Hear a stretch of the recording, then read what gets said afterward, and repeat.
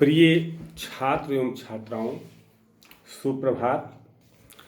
आज हम लोग भारतीय शिक्षा के इतिहास के संबंध में चर्चा करेंगे कि भारतीय शिक्षा का इतिहास क्या है। एक चीज़ बहुत स्पष्ट है कि भारत में शिक्षा कोई विदेशी पौधा नहीं है जिसको कहीं से ला करके भारत में रोपा गया हो। अगर हम ये देखें कि भारतीय शिक्षा को ऐतिहासिक दृष्टि से देखें तो भारतीय शिक्षा के इतिहास को 5 भागों में बांटा जा सकता है। वो 5 भाग कौन कौन से हैं?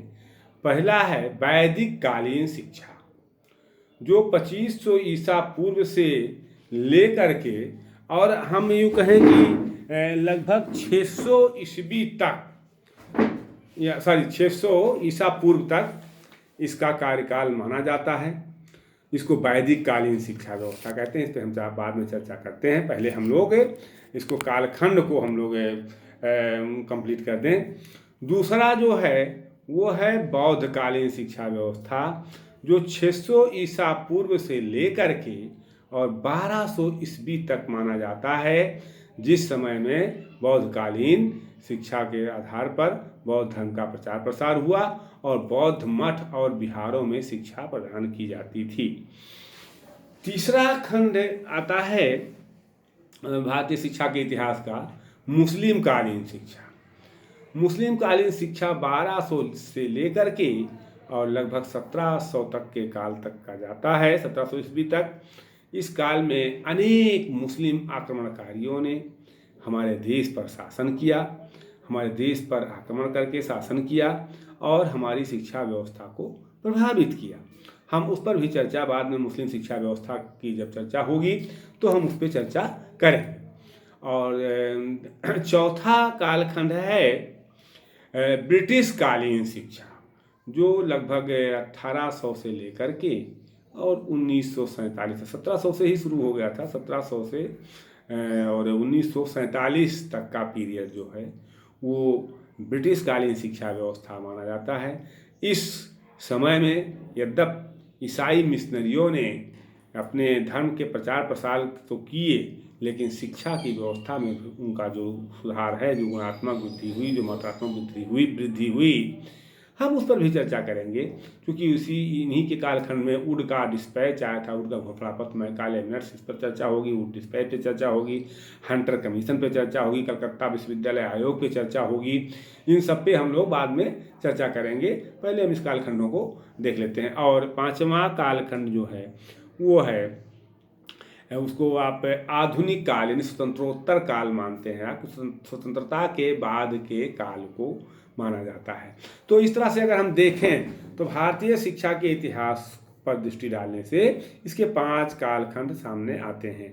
तो जो पहला कालखंड है वो है वैदिक कालीन शिक्षा। एक चीज़ बहुत स्पष्ट है कि भारत में शिक्षा का प्रारंभ उस आदिकाल से हुआ जब विश्व के अन्य देशों के निवासी पशुवत जीवन व्यतीत करते थे। कुछ इतिहासकारों का तो विचार यहाँ तक है कि भारत में शिक्षा का प्रारंभ आज से लगभग 4000 वर्ष पूर्व हुआ था।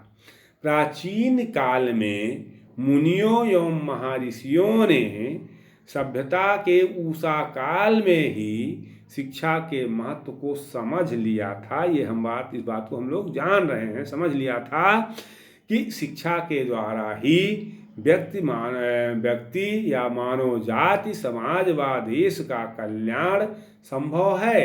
बिना शिक्षा के, कहा जाता है, बिना पढ़े नर पशु समाना।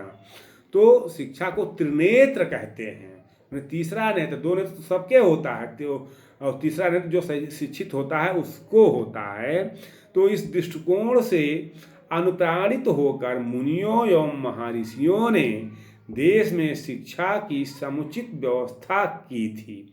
इसीलिए इसको, हमारे देश को कृषि प्रधान देश और ऋषि प्रधान संस्कृति भी कहते हैं कि हमारा देश ऋषियों मुनियों जंगलों से निकली हुई संस्कृति से है। अब यहाँ स्पष्ट ये करना है कि अगर आप ये देखें कि इस दृष्टिकोण से जो अनुप्राणित होकर के मुनियों ऋषियों ने देश को समुचित शिक्षा की व्यवस्था जो की थी, तो शिक्षा की यह व्यवस्था जिसको ऋषियों और मुनियों ने प्रारंभ किया था वो पूर्णतया भारतीय थी। यानी उसमें भारतीय मिट्टी की महक आ रही थी, भारतीय मिट्टी का सुगंध आ रहा था, इतनी सुगंधित थी कि भारत का कण कण उसमें विद्यमान था, भारत के कण कण के बारे में जानकारी दी जाती थी।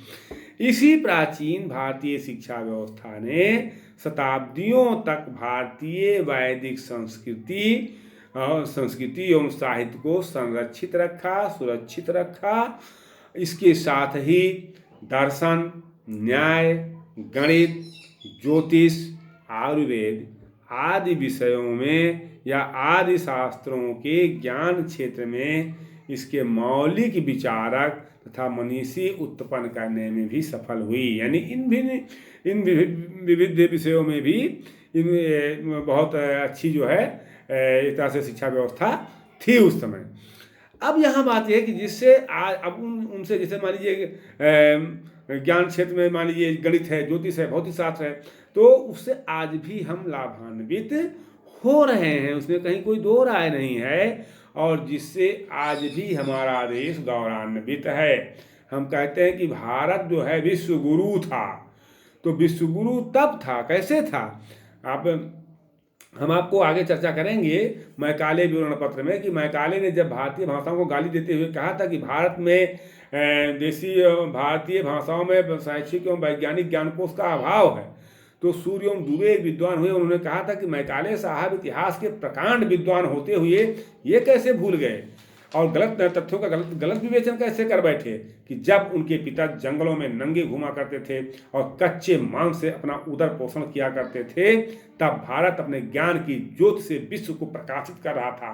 भारत इसलिए महान नहीं है, भारत इसलिए विश्वगुरु नहीं है कि यहाँ सबसे पवित्र नदी गंगा बहती है और सबसे ऊंचा पर्वत हिमालय है, बल्कि भारत इसलिए महान है, भारत इसलिए प्रसिद्ध है कि यहाँ पर ऋषियों, मुनियों, विद्वानों और शिक्षकों की सतत श्रृंखला विद्यमान है, एक अटूट श्रृंखला विद्यमान है, और उससे हमारा देश आज भी गौरवान्वित है। इस संबंध में थॉमस ने जो कहा है, उन्होंने स्पष्ट कहा कि भारत में शिक्षा, भारत में कोई विदेशी पौधा नहीं है जो कहीं विदेश से लाकर के इसको यहाँ रोपा गया हो। यहाँ तक कि ऐसा कोई देश नहीं है जहाँ उत्पत्ति के समय से ही इतनी जल्दी ज्ञान के प्रति प्रेम हुआ हो, जिसने इतना स्थायी और शाश्वत प्रभाव डाला हो।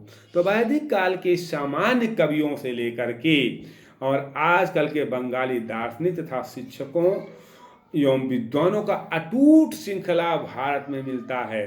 तो प्राचीन काल में शिक्षा के समय विवेचन के लिए हम इसको वैदिक कालीन शिक्षा में आज चर्चा करेंगे कि वैदिक कालीन शिक्षा की विशेषता क्या थी, वैदिक कालीन शिक्षा कैसे दी जाती थी। लगभग 2500 ईसा पूर्व से लगभग 500 ईसा पूर्व तक का समय वैदिक काल कहा जाता है। हम इस बात को जानते हैं। वैदिक काल में शिक्षा का प्रारंभ ऋग्वेद के रचना काल लगभग 2500 ईसा पूर्व से माना जाता है। यानी कुछ इतिहासकार इसे ब्राह्मण काल की संज्ञा भी देते हैं या ब्राह्मणीय शिक्षा भी कहते हैं, क्योंकि इस काल में शिक्षा एवं सामाजिक व्यवस्था पर ब्राह्मणों का एकमात्र अधिकार था या एकमात्र आधिपत्य था। कुछ सूत्रकाल और स्मृति काल में विभक्त करके वर्णन करते हैं। इन सभी उपकालों में वेदों की प्रधानता थी तथा शिक्षा का अर्थ, उद्देश्य, अन्य बातें लगभग समान थीं। इसलिए वैदिक कालीन शिक्षा का अभिप्राय वैदिक कालीन शिक्षा वह है जो मूलतः वेदों ऋग्वेद, सामवेद, यथर्वेद, ऋग्वेद, यजुर्वेद, सामवेद और यथर्वेद वेदों पर आधारित थी। इस काल की शिक्षा का ज्ञान प्राप्त करने के लिए वेद ही एकमात्र एक तरह से स्रोत हुआ करते थे। वेदों में शिक्षा शब्द का प्रयोग विद्या, ज्ञान, बोध और विनय आदि अर्थों में हुआ है। सा विद्याया विमुक्तये है।